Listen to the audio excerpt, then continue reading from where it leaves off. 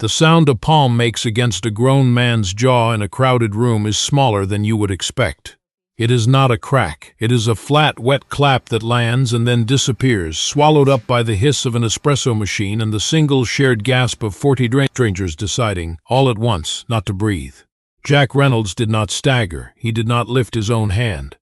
He turned his head back to center with the unhurried patience of a man straightening a crooked picture frame, and he looked at the woman who had just struck him, and he asked her one question in a voice so level it seemed to rise up through the floorboards. "Are you finished?" His daughter was pressed flat against his left leg, 6 years old, one sandal half off her heel, a worn gray plush otter named Pebble crushed under her arm. She was not crying yet. She was studying her father's face to find out whether this was the kind of thing she was supposed to be afraid of, the way small children do. And Jack felt that more than he felt the heat blooming across his cheek. Hold that question somewhere in your mind. Are you finished?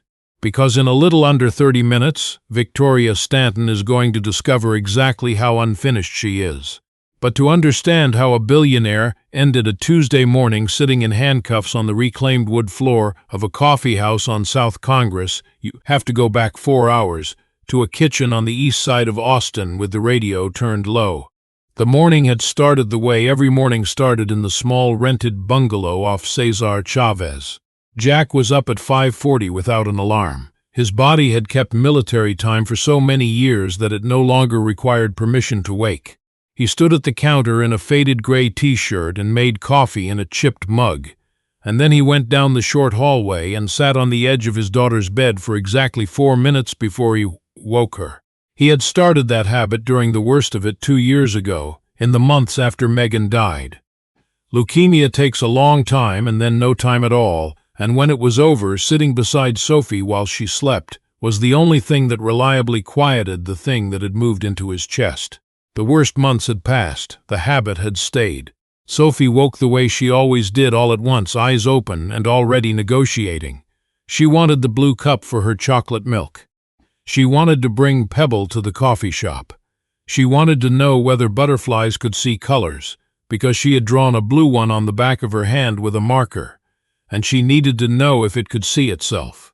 Jack tied her sandals and told her he thought they probably could, and that was the kind of answer Sophie accepted, because her father did not lie to her, even about butterflies. They went to Tillery and Vine because it was Tuesday, and Tuesday was their morning. A blueberry muffin split down the middle, a small hot chocolate with 3 marshmallows, never 2 and never 4. Jack with his black coffee at the corner table, where he could see both doors without appearing to look at either one. That last part was not an accident. Most people walk into a room and see furniture.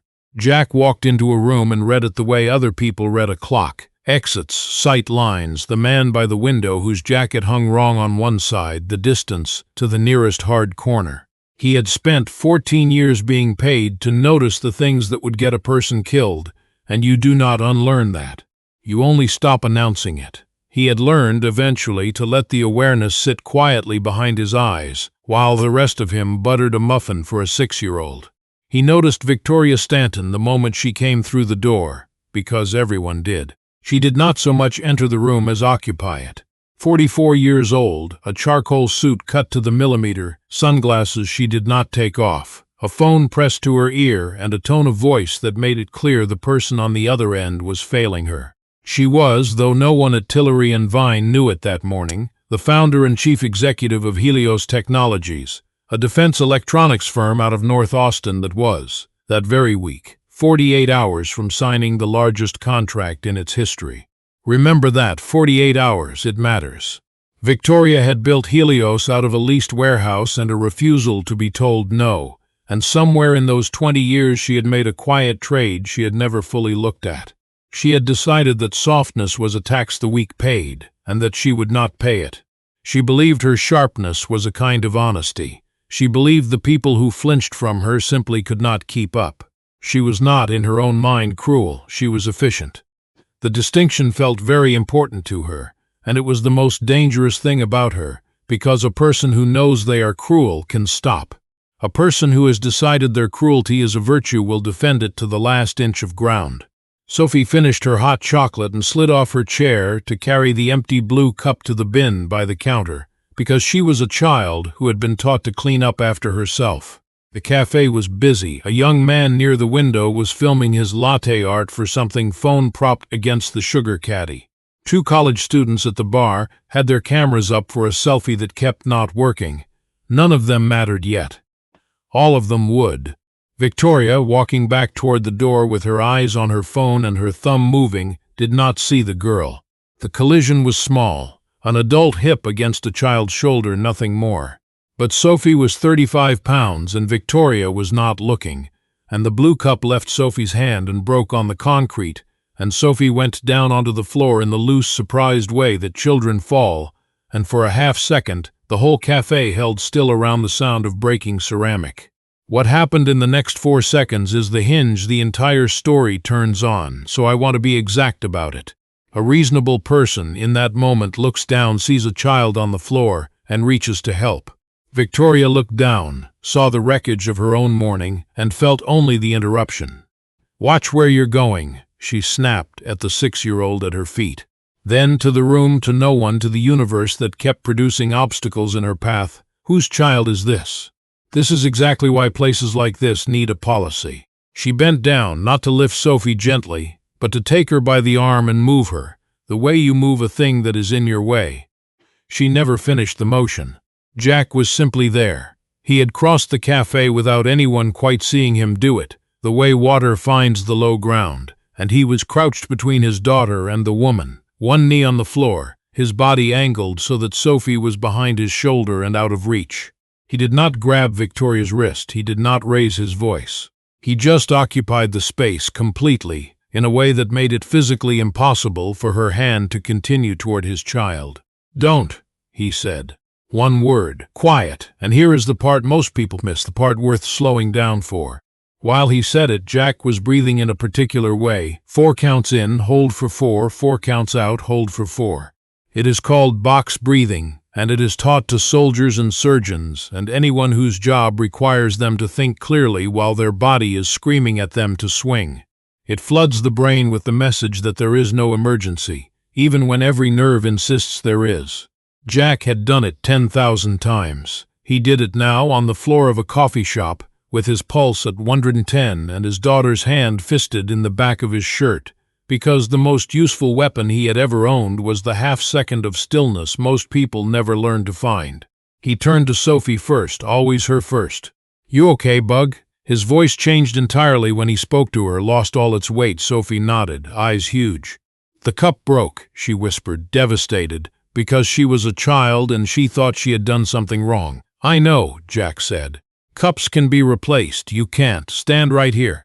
Then he stood up, and he looked at Victoria Stanton, and he laid out 3 things in the flat, even cadence of a man who had diffused worse than a furious executive.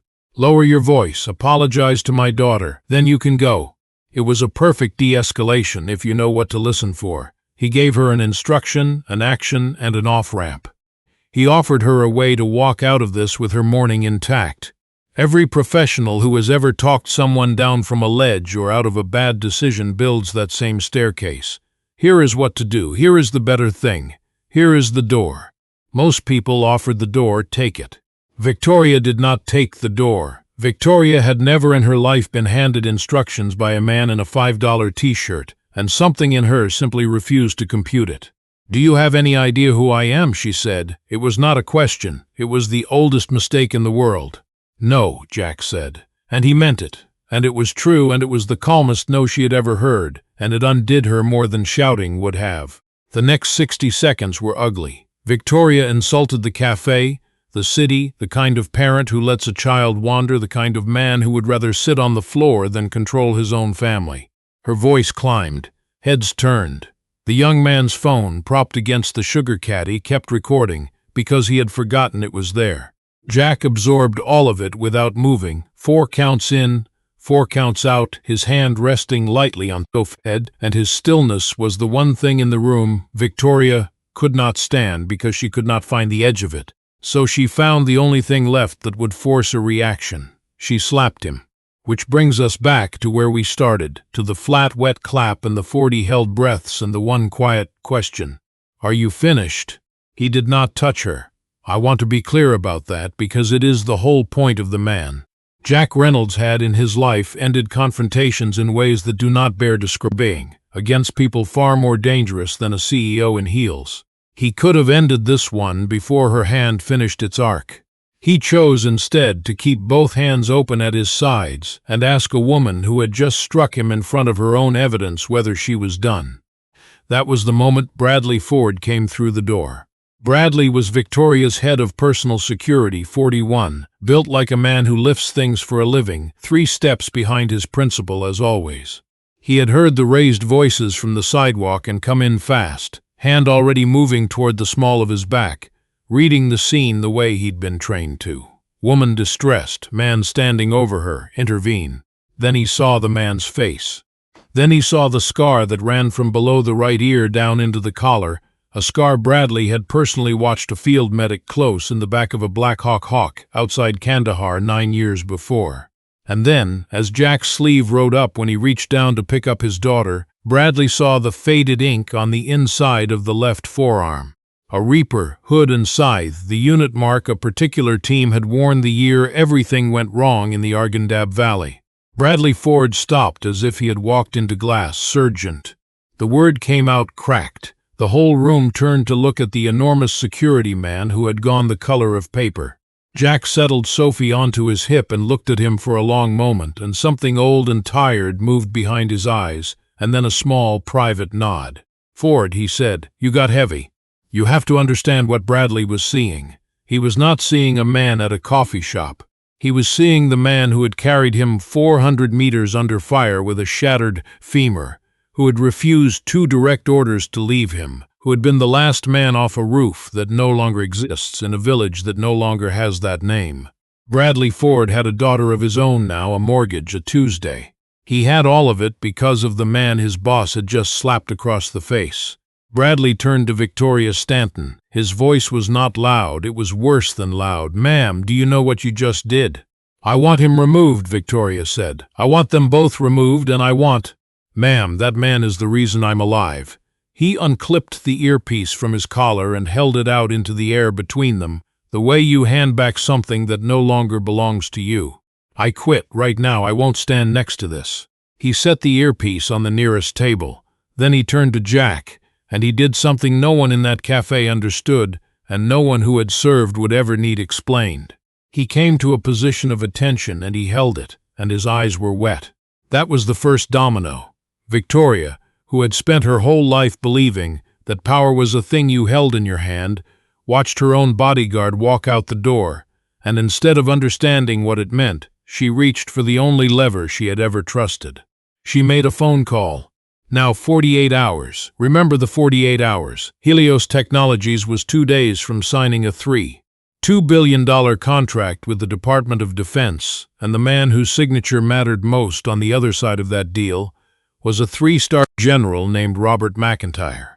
Victoria had his direct line. She had used it before to complain, to pressure, to remind people of her own importance. She used it now, standing in the wreckage of a coffee shop, certain that one call would make all of this disappear.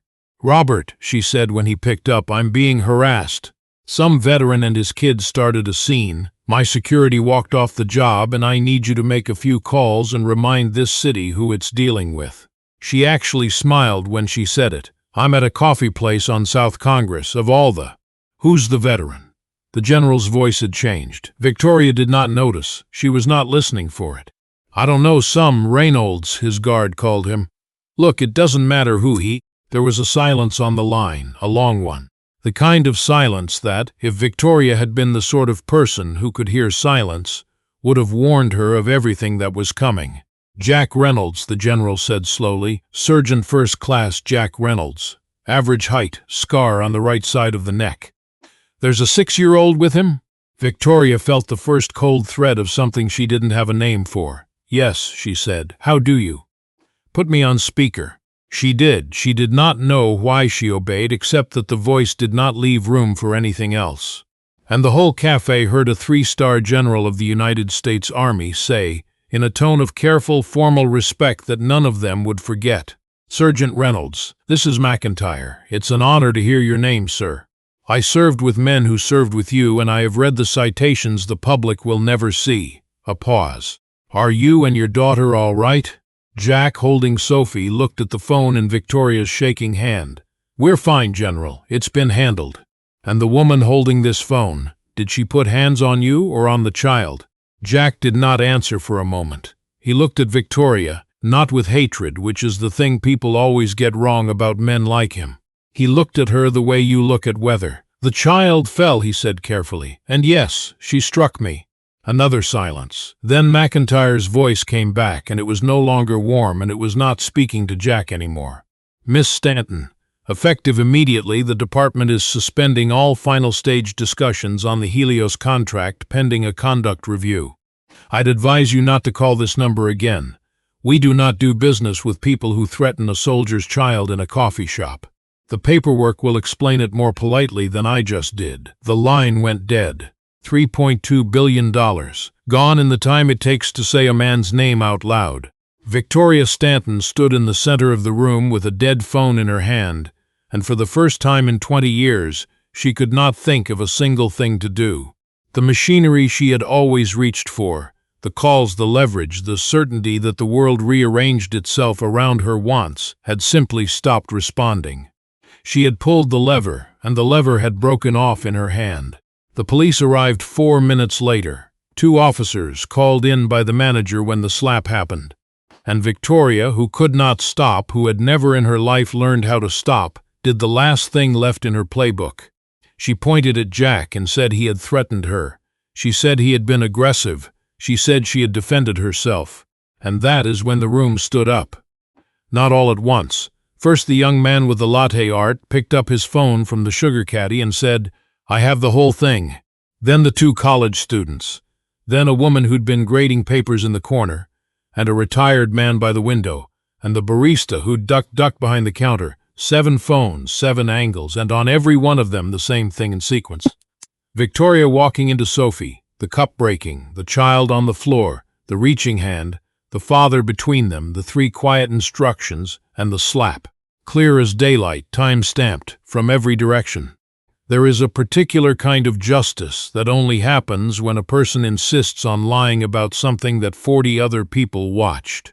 It is not loud, it is just the slow, total collapse of a story that was never true, under the weight of everyone who saw. They handcuffed Victoria Stanton on the floor of Tillery and Vine and led her out past the table where Bradley's earpiece still lay, and the cicadas were screaming in the live oaks on South Congress the way they do in an Austin August, and not one person in that cafe cheered. That is worth noticing, too. Nobody cheered. They had just watched a human being destroy herself in real time, and there is nothing in that to cheer about. Jack didn't watch her go. He had already crouched back down to Sophie's level, because that was the only emergency he actually cared about. "Did I do a bad thing?" Sophie asked. She was looking at the broken blue cup. "I broke it. And here is the part of the story I think about most. Here is the part that has nothing to do with Delta Force or 3-star generals or $3 billion. Jack gathered the pieces of the cup into a napkin so she wouldn't step on them, and he said, "You didn't do anything wrong. The cup broke. Cups break. That's allowed." He held her chin so she'd look at him. "Some people walk around with a storm inside them, Soph. And when they bump into somebody, they blame the person for getting rained on. That lady has a storm. It isn't yours. You don't have to carry any of it home." Sophie thought about this with the enormous seriousness of a 6-year-old. "Is that why you didn't hit her back? Because you have an umbrella?" Jack laughed, surprised, the first real laugh of the whole terrible morning. "Yeah," he said, "something like that. The strongest thing you can do is not become the storm." He tapped the blue butterfly she'd drawn on the back of her hand. "You stay, you." And that, more than the scar or the tattoo or anything a general said, is who Jack Reynolds actually was. People kept calling him strong all morning. They meant the part that could end a fight. But the strength that mattered, the strength Megan had spent the last good year of her life teaching him, in a hospital room, when he wanted to scream at God and instead learned to be gentle, was the part that chose not to. A note on that because I don't want it to slip past. Restraint isn't weakness wearing a costume. In real terms, the harder a person's nervous system is wired to react, the more genuine work it takes to override it. Jack's calm wasn't the absence of anger. It was anger fully present, held in a hand that had decided not to close. That is a skill. It can be learned, and it is, I'd argue, the single most underrated form of courage there is. The legal end of it was quick and unkind to Victoria, the way these things are when the facts are on video. She was charged with assault and with public intoxication of a particular kind, not alcohol, but the kind of self-intoxication that takes 20 years to brew. Helios lost the contract for good. The board, smelling ruin, moved against her within the week. By the end of the month, the woman who had walked into a coffee shop, certain she was the most important person in any room, had walked out of her own company with a cardboard box and a parking validation. She never blamed the video. That surprised people. She could have. Plenty of powerful people, caught dead to rights, spend the rest of their lives insisting the footage was misleading. Victoria didn't. Somewhere between the handcuffs and the courtroom, something in her that had been welded shut for 2 decades finally cracked, and a little light got in. At the hearing, she did not let her lawyer perform the usual surgery on the truth. She stood up and she said, in a voice that had lost all its sharpened edges, that she had spent so long mistaking cruelty for strength that she had become a person who frightened children. She apologized to Jack, she apologized to Sophie by name, she resigned every position she still held. For the first time in her adult life, she ended a sentence without an instruction in it. I'll be honest with you here because the easy version of this story wraps her up too neatly, and I don't believe the easy version. People don't transform in a courtroom. What happens in a courtroom is that a person decides which direction to start walking. That's all. That's not nothing, it might be everything, but it's a first step, not a finish line. The months went by the way months do. Sophie kept laughing. That was the most important data point, and Jack checked it daily. Bradley Ford and 2 other men from the old unit started turning up for Sunday dinners, and Jack's small bungalow got louder and warmer, and Sophie learned that some of her father's quietest friends had the best laughs once you got them going. Jack kept his Tuesdays, black coffee, split muffin, corner table, both doors. He did not become a different man. He became a slightly lighter version of the one he already was, which is the only kind of change that ever actually lasts. And Victoria, quietly, with no press release, because she had finally learned that the things that count are the ones you don't announce, began funding 2 things: counseling for the children of veterans, and a small fund for kids carrying trauma too heavy for a school photograph to show. She did it under a name that wasn't hers. Jack found out anyway, because the general told him, because some debts get repaid in directions you don't expect. One afternoon in early fall, a package arrived on Jack's porch, no return address. Inside was a cup, ceramic, hand-glazed, with a single blue butterfly painted on the side, its wings open as though it had just that moment decided to fly. There was a card.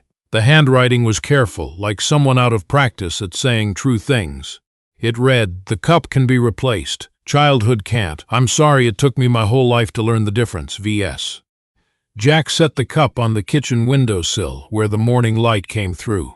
Sophie climbed up on her chair to look at it. Pebble the otter tucked as always under her arm, and she studied the butterfly for a long moment with her whole face. She learned it, Sophie said, satisfied, the way children pronounce verdicts. Jack looked at the cup, and at the light coming through it, and he thought about storms and umbrellas, and a woman walking out of a courtroom, not knowing which direction to go. Maybe, he said, or maybe she's just getting started.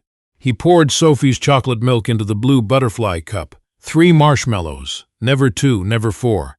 Outside, the cicadas kept up their endless August argument in the live oaks, and the light kept coming through the glass, and a man who could have broken the world that morning, and chose not to, buttered half a muffin for his daughter and asked her, again, whether she thought butterflies could see their own colors.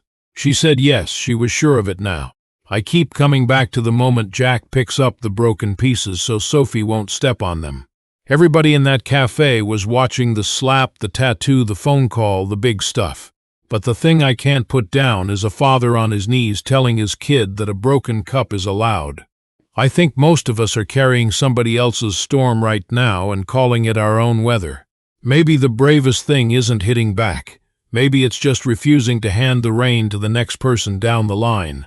Here's my honest question for you, and I'd really like to read the answers. Have you ever been underestimated because of how you looked, what you wore, or how quietly you carried yourself?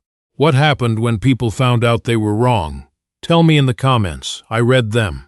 Disclaimer: this story is a work of fiction. The names, characters, businesses, places, and events are products of the imagination, and any resemblance to real persons, living or dead, or to actual companies or events, is entirely coincidental. It is intended for entertainment and reflection.